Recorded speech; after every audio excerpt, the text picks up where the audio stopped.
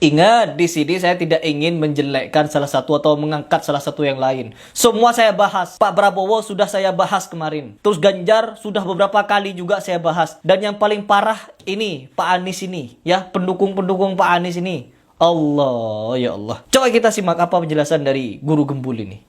Pak Anies itu memang pintar beneran. Dia itu adalah salah satu rektor termuda di Indonesia, bahkan yang paling muda di Indonesia dalam sejarah di masa yang lampau gitu ya. Di usia seumuran saya dia sudah menjadi seorang rektor, itu saya pikir adalah sesuatu yang sangat luar biasa. Ya walaupun rektor dari universitas yang begitu gitu, yang rada kontroversial.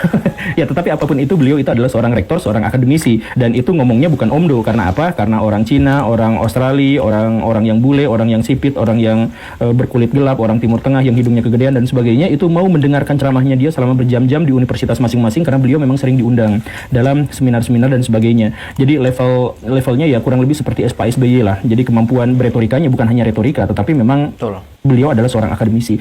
Nah, cuman satu hal yang harus digarisbawahi di sini yang akhirnya membuat saya jadi tidak mau mendukung dia. Itu adalah karena beliau belum bertobat dari melakukan kejahatan-kejahatan yang dilakukan seperti pemilu sebelumnya, yaitu apa? Menggunakan identitas keagamaan untuk menjadi alat politik.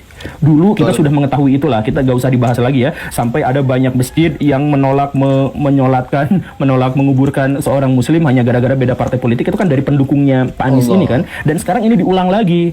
Jadi ketika kampanye tiba-tiba dikerubutin oleh ulama, kemudian ulama itu mengeluarkan fatwa. Kami ulama, ada ulama ngaku ulama tapi gak apa-apa lah. Kami ulama mewajibkan pertanggungjawaban dunia akhirat untuk memilih Anies. Nah, kata-kata mewajibkan itu, istilah wajib itu kan di dalam agama itu terminologi yang berat gitu. Kalau misalkan tidak dilaksanakan berarti dosa gitu kan. Nah, karena itu berarti harus ada dalilnya. Nah, ini dalil memilih Anies itu di mana? Apakah karena sebelumnya sudah difatwakan juga bahwa Pak Anies itu adalah Imam Mahdi gitu? Kan nggak bisa. Nah, tapi Pak Anies itu menggunakan terminologi agama, istilah-istilah agama untuk menguatkan elektabilitasnya. Jadi ada fatwa lah.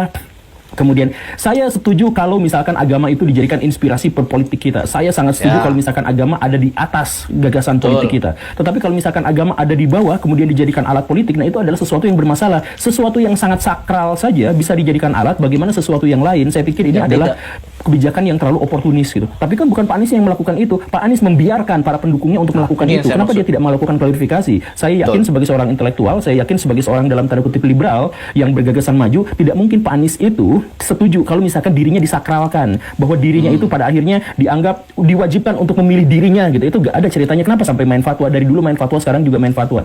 Ini ironi. Status beliau sebagai seorang akademisi kemudian akhirnya juga tercoreng gara-gara kelakuan politik yang agak kurang gitu, yang kacau seperti ini gitu. Dan akhirnya apa? Ini mengancam, Braya, ini levelnya sudah mengancam. Karena apa? Karena kelompok-kelompok paling intoleran di Indonesia, kelompok-kelompok kacamata kuda yang melihat hanya dalam satu perspektif dan satu paradigma saja, kebanyakan ngumpulnya di situ.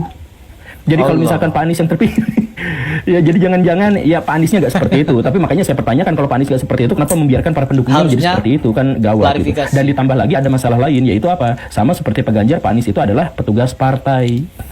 Jadi beliau dipilih karena beliau bukan orang partai ya, beliau bukan ketua partai, dia tidak punya partai dan sebagainya, maka dia menggantungkan kepada Pak Surya Paloh. Dan Pak Surya Paloh pada akhirnya juga bukan hanya jadi manajernya, bukan hanya jadi orang yang mengangkatnya, tapi banyak sekali memasukkan, termasuk juga kan salah satu yang paling kontroversial dari Pak Anies itu adalah dia wakilnya itu adalah Caimin. Nah, siapa yang mengusung Caimin itu adalah istihad politik dari Pak Surya Paloh. Gitu. Jadi bukan dari Pak Aniesnya gitu. Apa yang dijelaskan oleh Guru Gembul barusan itu adalah suatu yang sangat-sangat kritis dan sangat-sangat menarik kalau menurut saya bagi kalian semua yang merasa kita harus memilih Anies Baswedan. Alasan-alasan apa yang kalian akan yakinkan kepada kami untuk bisa memilih Anies Baswedan? Begitu saja. Dan di perihal ini, kenapa saya membahas masalah